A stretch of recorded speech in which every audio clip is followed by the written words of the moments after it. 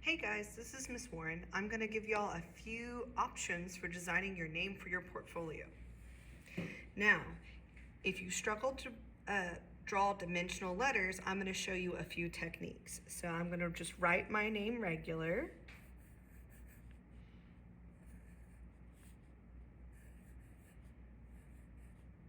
I'm going to leave a little extra space between the letters because I'm going to make them dimensional. Okay, now I've written my name. I'm going to go around them and I'm going to make bubble letters. Go around each letter, making that line thicker.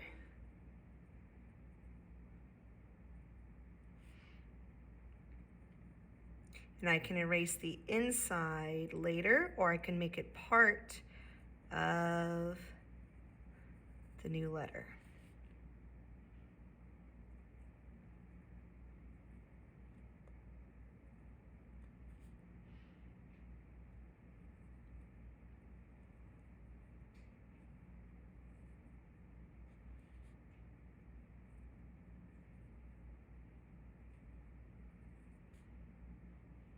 Now, if you intend to erase the middle part later, you might want to draw it more lightly than I drew it.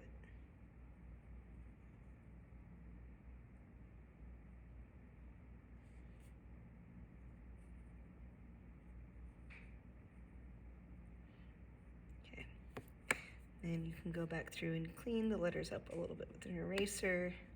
Erase the stuff on the inside, redraw the hole for the A, and clean it up just a little bit. It's going to be easier if you draw this a little bit larger to erase the letters on the inside. That would be a really basic way to do bubble letters. Now, for your design portfolio ideas, I've split my sketch page into 4 sections. So if you have more than one idea, or if you want to play with more than one concept, then you have 4 sections to design on. Now, if this was your portfolio, I would honestly say this name size is a little bit small in proportion to this area if you want that emphasized. If you did draw it that small, you might want to emphasize it by underlining it, or maybe drawing something that pointed to it, like a character, or even just an arrow, just to emphasize it more and make sure it really stands out. Okay, so another thing you can do is that if you want to create a design where your name goes along a surface, it's not just in a straight line. Now, if you wanted a straight line, you might even use a ruler to underline it and to choose how big it is, kind of create a box and make sure your name fills that box. But if you wanted to do it along a curve, you could do it like this.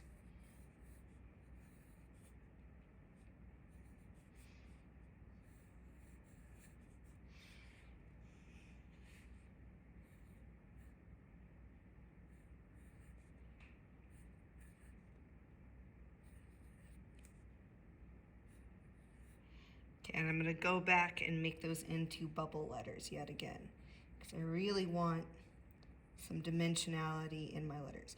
Now, if you want to, there's lots of different fonts on the internet. You can look up some graffiti style fonts, some more square 2-dimensional style fonts. I recommend looking up some stuff.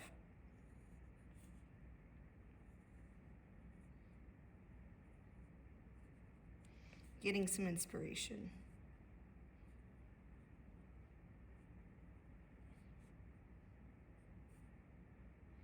If you want it to be more boxy, you curve with the curves and you square at the end. See, I'm going to square here at the end. I'm going to curve with the E. I'm going to make this line more flat. So if you want your angles to be more square,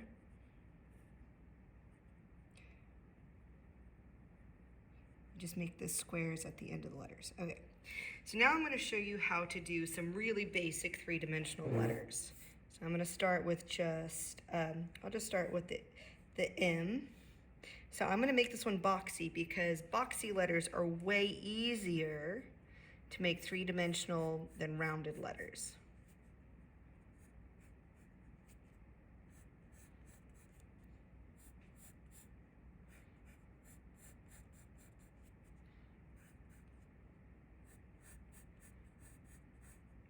If you want those lines to be cleaner, use a ruler or a straight edge. You can even use the edge of a notebook. Okay, so there's my basic boxy letter. Now if I wanted to make it 3D, I'm going to pretend there's a dot way over here. And I'm going to draw a light line from every corner towards that dot. I won't see this one because it goes right through that letter, but I'll see this one. I won't see that one because it goes through the letter. I'll see this one. I won't see this one or this one because that would just go right through the letter, and I would see this one. Maybe I would see this one. Yeah, I'd see just a little bit of these top ones. Okay, now to end my letter, unless you wanted them to go on forever and ever, I'm going to do, just like this is a straight up and down line, I'm going to end it with a straight up and down line. Just like this is a flat across line, I'm going to end it with a flat across line.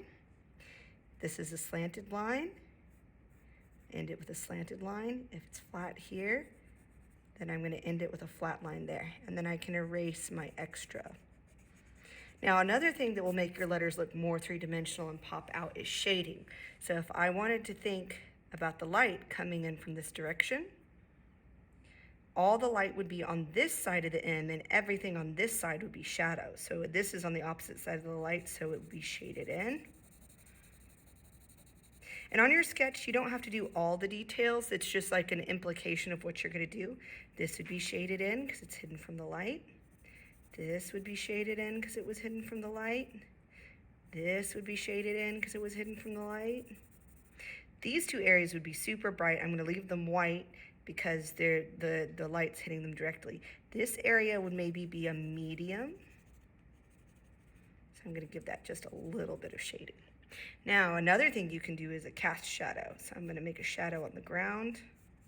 That might be a little bit too much. If you don't want to bother with that, you don't have to. But I'm just showing y'all some concepts and some ideas that you could use for your letters. Okay, so other lettering would be to, like I said earlier, draw inside a box. So if I know I wanted to fill up this space with my name so it reaches all the way across, I'm gonna draw a box to fill up. And I'm gonna make sure the letters touch. The first letter will touch the top corner and the bottom corner and the side corner.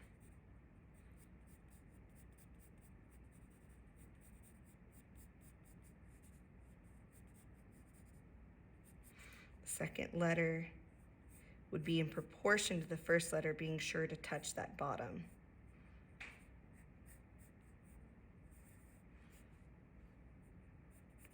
And I would make the other letters that were small the same height. If it helps you, you can even do like a little dotted line through here so all your small letters are the same height.